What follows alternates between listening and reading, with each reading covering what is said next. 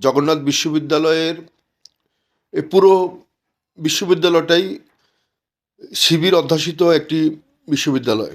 5ই আগস্টের পরবর্তী সময়ে শিবিরের অধ্যাসিত যে বিশ্ববিদ্যালয় তারা কায়েম করেছে এবং শিক্ষক মণ্ডল থেকে শুরু করে জাগতিক সমস্ত কিছুতে শিবির একটা ভিন্ন একটা প্রক্রিয়া সৃষ্টি করেছে। সে জায়গাটা থেকেই ভিন্ন রাজনৈতিক দলের কোনো ছাত্র যকসু নির্বাচনের মাধ্যমে যদি এগিয়ে যেতে চায়, হয়তো শিবির অধ্যাসিত হওয়ার কারণে সেটা হয়তো সম্ভব নাও হতে পারে।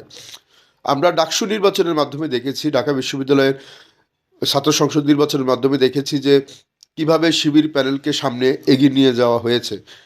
হ্যাঁ, প্রক্টর থেকে শুরু করে ভিসি পর্যন্ত সবাই কেমন যেন ছাত্র সংসদের এই নির্বাচনগুলোতে শিবিরপন্থী তাদের মতবাদ কিংবা তাদের মনোভাব সৃষ্টি হয়।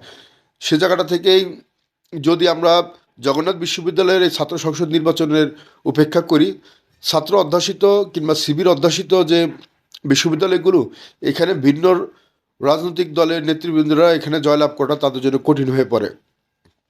আমরা চাইলেই হয়তো এই নির্বাচনটাকে সুষ্ঠু হওয়ার জন্য যে আওয়াজ দরকার সেটা যদি ক্রমান্বয়ে চালিয়ে যেতে পারি, হয়তো এই বৈষম্যটা হবে না। বৈষম্য দূর করার জন্য জগন্নাথ বিশ্ববিদ্যালয়ের এই ছাত্র সংসদ নির্বাচনটাকে প্রাণবন্ত করার জন্য এবং এটাকে এজেন্ডা মুক্ত বিশ্ববিদ্যালয় হিসেবে তৈরি করার জন্য নিরপেক্ষতার কোনো বিকল্প নাই। নিরপেক্ষতা যতটুকু এখানে করা যাবে, আমি মনে করি যে এই নির্বাচনটা ততটুকু সফল হবে।